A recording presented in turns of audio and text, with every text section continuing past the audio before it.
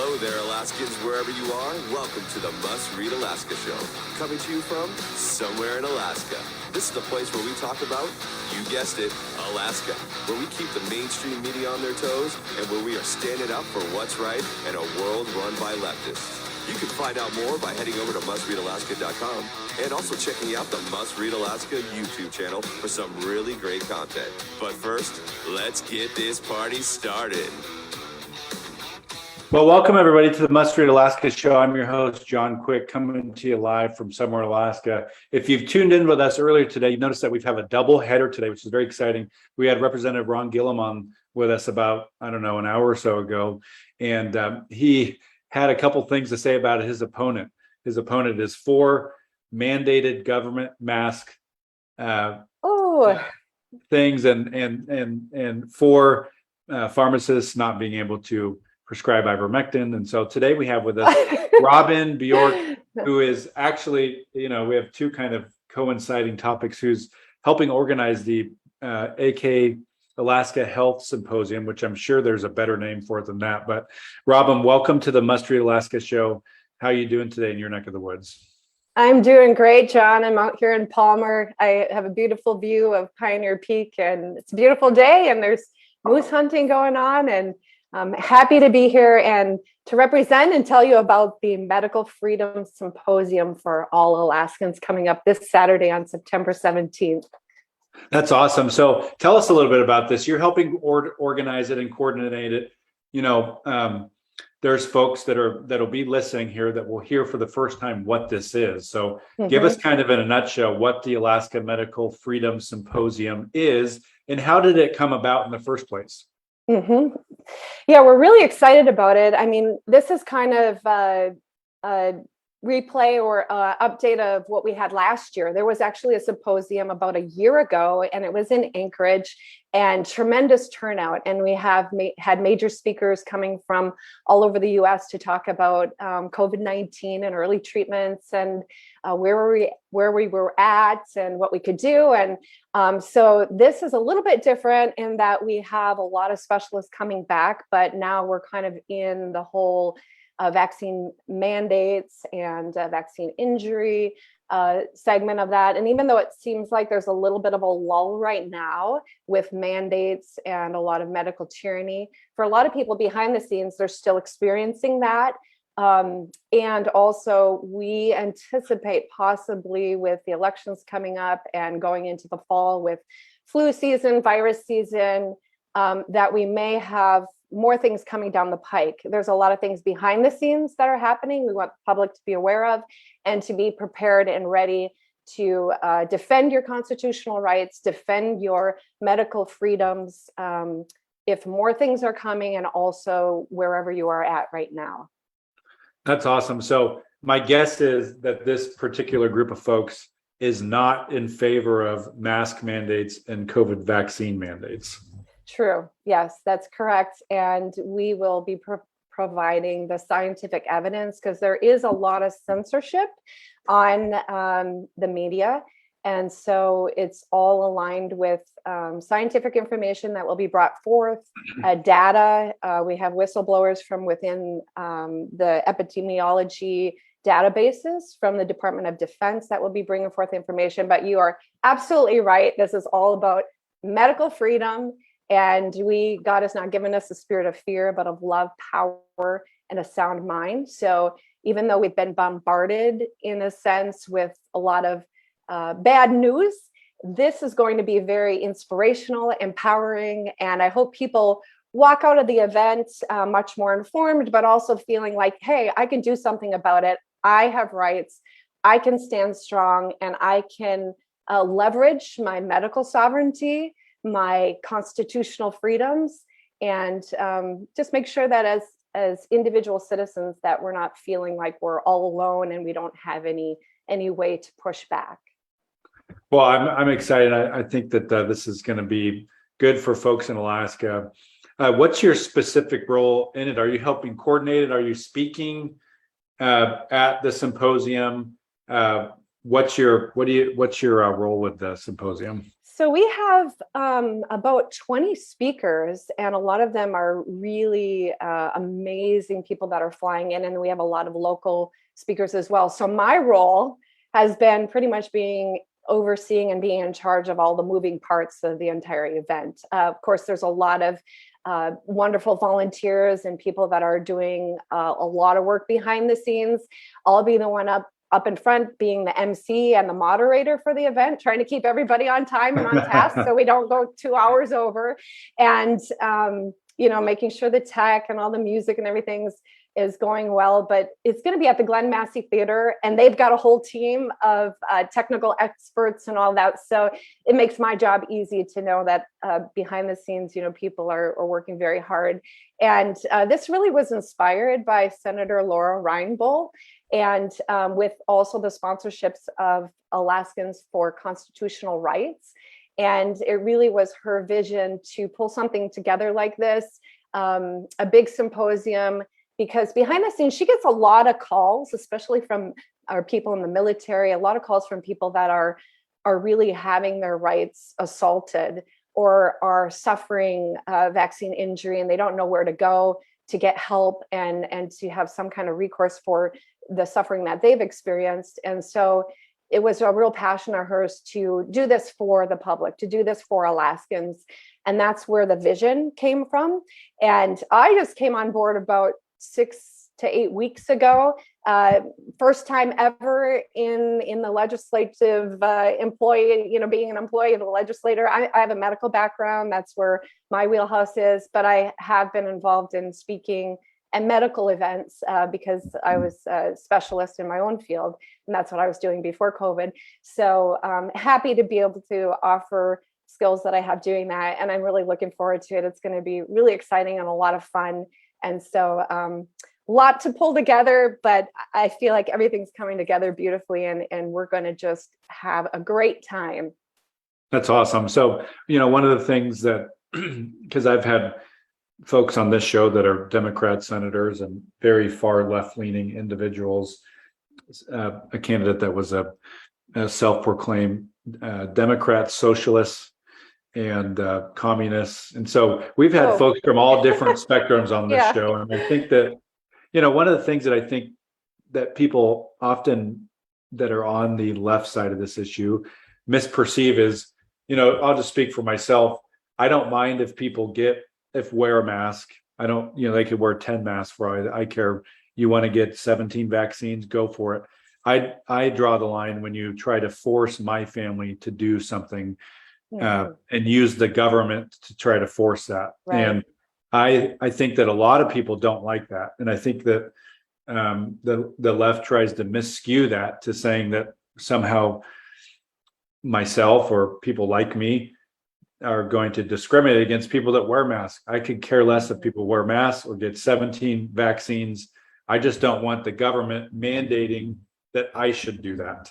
And I don't think that they should be mandating that, my neighbor should do that or their neighbor. So I'm excited that you guys are doing this symposium. Tell me highlight a couple of the kind of top speakers and what their backgrounds are and why you're excited they're here. Yeah, I'd love to do that. So we have 2 lieutenant colonel flight surgeons coming, and it wasn't even until last week where I got the authorization to release their names. So I want to tell you about one of them that's going to be coming in person. They're both coming in person.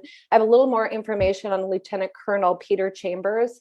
He's I'm going to have to put my glasses on here because, I'm over half a century old now, So he's a special operations flight surgeon, recently retired. And he's also a Green Beret flight commander who led foreign defense missions all over the world. Pretty amazing. He also served as a SWAT team physician and sheriff's deputy. And unfortunately, he himself experienced a severe adverse reaction to the vaccine. And he and Lieutenant Colonel Teresa Long, who's a medical doctor, also a flight surgeon, they both became whistleblowers based on the Defense Medical Epidemiology Database System, which, and just to translate that, what that means is when we're talking about vaccine injury or potential vaccine injury. We will also have Dr. Ryan Cole sending us a video message on the pathology of vaccine injury, showing what actually happens to the human body when it's exposed to large amounts of spike proteins, which the mRNA vaccine produces. But when you're talking about that, sometimes it's really difficult. And I think the public may, people may not know themselves. Well, okay, I started having all this inflammatory stuff or joint pain or weakness or blood clots or a heart attack or foggy brain, and it coincided with when after I had the vaccine. It's really hard to prove that cancer or something else is directly related to the vaccine, but I would tell the public, trust your gut, because you've lived in your body longer than anyone else, right? You know your body. So if your gut's telling you, I know something isn't right since I got the vaccine, listen to that. But when it comes to your elite, your smartest, bravest, most physically fit individuals in the military, and you start seeing unprecedented numbers of injuries directly after the vaccine, and it's in the database, that is a very clear problem, right? And that's what these flight surgeons are going to bring forward. And most of our speakers have been willing to share information at great suffering and persecution and great sacrifice. Okay, so it's not just the flight surgeons. We also have like local Dr. Farr. She's treated over 2,000 COVID patients effectively with early treatments. She last year, after speaking at the event last year, she was under tremendous attack. They were trying to take her license away in Alaska. And so that's where we're at. Dr. Meryl Nass is going to be zooming in. She's an internal medicine doctor, and she even she's a specialist on biological warfare. She even consulted for the Director of National Intelligence of the United States for the prevention, investigation, and mitigation of chemical and biological warfare and pandemics, and was a major author of a citizen's petition to the FDA regarding these vaccines based on the data she was seeing. And for that, she had her license suspended. Her license was taken away. She's an internal medicine doctor that's been in medicine for years. And she was ordered to undergo psychiatric evaluation, which ties into my topic, HB 172, that I'll be talking on. So those are just some of the examples of people that will be at the event. Of course, we're going to do legislative updates because James Taylor is another speaker, president of the Heartland Institute, founding director of the Heartland's Arthur B. Robinson Center for Climate and Environmental Policy.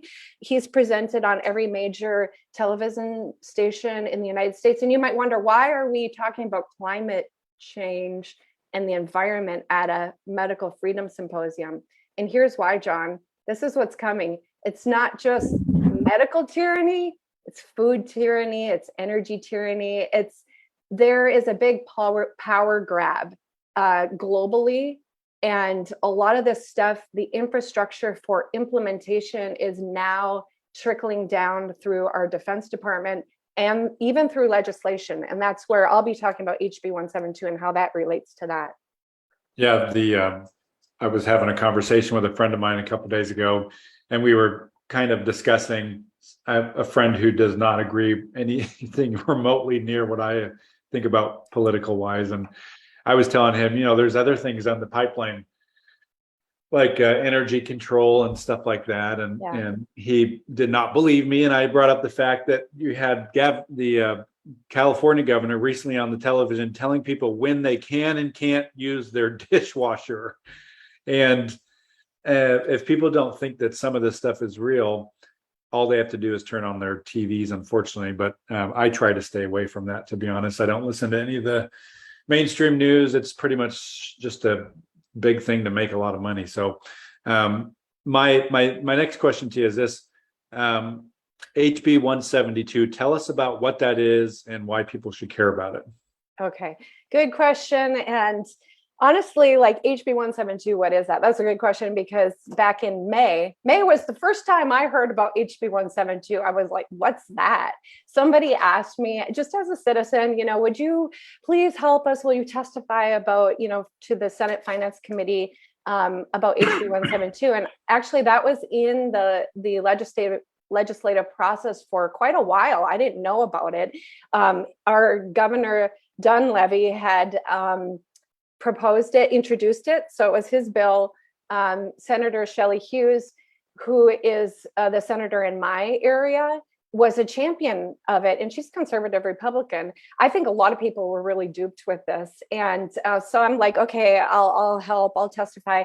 But I thought, well, before I testify, I got to read the bill, right? So all I did was read the bill, the actual bill, and then it was based on supposedly this crisis now model. So I'm like, okay, well, I better read about that. And then there's a national best practice. That's about 80 pages long. And, I'm from medical. I used to write for publications. So I'm used to reading a lot of medical journals and, putting together research and looking at it. So I'm like, a different reading, different space, but similar. So I read this document. I'm like, this is really strange, because what they're saying, presenting even to our legislators about the bill and about the Crisis Now program and about the national mental health best practice isn't aligning with what I'm reading in the bill. So I'm like, what's going on here? So what is this bill? It's the mental health bill, and the way it's presented is it's to help reduce suicides, to help address the growing needs that I believe was caused a lot from this COVID-19 pandemic crisis in the last couple of years, where our leaders from the CDC, like, should I say it, megalomaniac Mengele Fauci, I like to call him that, he's not your friend, but anybody in medical, since that's my background, anybody knows that when you isolate people, when you push the chronic fear and stress button, and that's what it is, we have fight and flight response for a reason, to get out of danger quickly. And you have a flood of chemicals in your body to get you going, right? Get out of there. But when you keep pushing that button chronically, it suppresses your immune system, and it does cause duress, anxiety, mental health issues, right? So now all of a sudden this is a global initiative, they're ushering in a solution, much like the solution to the pandemic, even though we had early treatments. So mental health, at the end of the day, what it is, John, is mental health arrest by a very greatly expanded group of people through a national hotline now that bypasses the normal, what was in law was a process for petitioning, where you got the names, addresses, factual evidence from the people petitioning the court to initiate an emergency court order to take somebody into custody that they felt was mentally ill and a danger to society. Now it is an anonymous call to a mental health hotline that's now been put into place in July through hundreds of millions of dollars of funding from the Biden administration. And in a nutshell, it has created a parallel enforcement branch of our Department of Health. Health officers can respond through mobile dispatch teams to any kind of call in. Mind you, this is anonymous. There's no accountability for that call. The dispatch to your door, let's say it's you, John, that's in question. When they get to your door, that person is not a psychiatrist. It's not a necessarily psychologist, somebody that has an advanced degree in mental health, but they're going to make a judgment about your mental health at that moment. And if you're like a lot of Alaskans that might not know about this, and suddenly someone's at your door, let's say in the fall, they have a new, like, oh, we all have to get vaccinated. So these people are coming to your door, or there's been complaints about you. If you're not getting along with your neighbors, if your neighbors are upset with you, these are now mental disorder codes. And they can come to your door. And if you're like me, if somebody came to my door and they're trespassing and then they're asking me all these questions and assuming like I have a mental health issue, and if you're like an Alaskan that says, no way, get off my property, and you pump your shotgun, then you're like, oh, they're dangerous. They have the authority now, backed by the law, to take you against your will into custody and take you to a mental health evaluation facility, crisis stabilization center, or crisis residential center. And if you wig out and get all crazy and try to fight, they can also administer psychotropic medications against your will. This is very frightening to me. And like I said, I am going to try to show through the law and all these documents exactly what it is, how we're being duped, the Trojan horse, what it's being presented as, what the guts are. It's like untangling a bunch of slippery spaghetti noodles is basically what it is. And they are very crafty in the way that they say something like, for instance, it doesn't change at all how the legal process of committing someone. Okay, that is way down after you've already been there and taken into custody. Commitment, we're talking about detainment. So they play word games a little bit. So that's going to be my role. So for the people that are listening right now that are freaking out because this is the first time. Don't freak out. This is the first time they've ever heard about HB 172. It's already in law. The governor has already signed it, I believe. Yes. And what, in your opinion, I know this may be above and beyond what the AK Medical Freedom Symposium talks about, but what could somebody do? They're sitting at home. They're like, holy crap, this is a law. This is crazy. That's why you have to come to the symposium. What do they do? What's an action item that they can actually do something positive to? That's an excellent question, John, because that's what I didn't want, is to freak people out and then not give solutions at this thing. So this Saturday, September 17th, you can come in person at the Glen Massey Theater, Palmer. Go to AFCR, Alaskans for Constitutional Rights 1776, AFCR1776.com. On there, you can register for a seat at the live event. We're giving away today 20 tickets, 50% off. If when you're checking out, put must read all caps in the cart, or you can enter a coupon code, you get 50% off. If you can't attend live in Juneau, they're going to have a watch party. You can see that on the event list as well. You can register for that. Go meet with a whole bunch of people for a watch party. And we do also have live stream that's free. You can register for that. So the first thing you can do is come, because we're going to have speakers such as Marilyn Hooper out in your neck of the woods, right? Paul and Marilyn, when they were raided by the FBI and they busted down their door and, took them, put them in handcuffs and all that.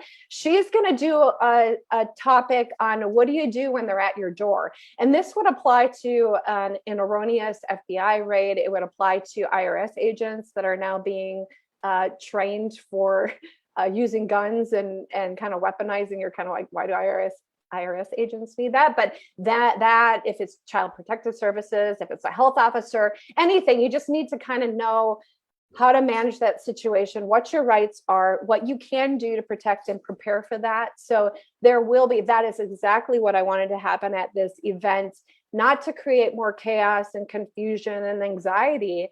But again, God has not given us to a spirit of fear, but of love, power, and a sound mind, to give us tools and resources to know what to do in these situations, because it's new for all of us. Yeah, when somebody knocks on your door and says, I'm from the government, I'm here to help. Oh, yeah. It's like, that's We're going enough to to teach. make your It sounds like anxiety you're going to teach them how to respond to that, which is very exciting. I'm looking forward to learning myself, because I want to know, what do I do? So do you have any last minute things you want to chat about before we head off here? This has been fun, interesting. I think folks, if you're listening in, I want to encourage you to go, check out the website. Sounds like they got a good 50% off deal with that coupon code. And it sounds like they're probably going to sell out, is my guess. So if you're interested in going, get your tickets now, because the event's only in, I think, 3 days or something like that. Yep. It's this Saturday. It's 9 to 5. We will have food there. So we'll have snacks all day. It's going to be a lot of fun. Go to AFCR1776.com to find all the options for registration, including the live stream, including getting your seats right there. Again, John, we created the 50% off coupon just for must read, all caps. If you are a veteran or in the military, we want you to be there. And if you just type in all caps military, we have special complimentary seats for our military veterans and active military. And then we also have sponsored seats for anyone in hardship. That is also on the website, afcr1776.com. If you can't afford this event, but you want to come, don't let money limit you. We have sponsored seats. That's what it's there for. Just click on that, and then you can have your entire registration sponsored by generous donors that have a heart for medical freedom, that wanted to provide that opportunity so everyone can attend. Awesome. Well, thank you so much for joining us today, Robyn. I really appreciate it. Everybody go check out the AK Medical Freedom Symposium on that website. We'll put the link in the show notes for folks so they can go click on it. And we'll be on, I think I have a guest tomorrow, so that'll be exciting. Tune in tomorrow, 9:00 for another Must Read Alaska show. Until then, I'm John Quick signing off from somewhere in Alaska. And thank you so much, Robyn, for joining us today. Signing off from somewhere else in Alaska, John. Thank you.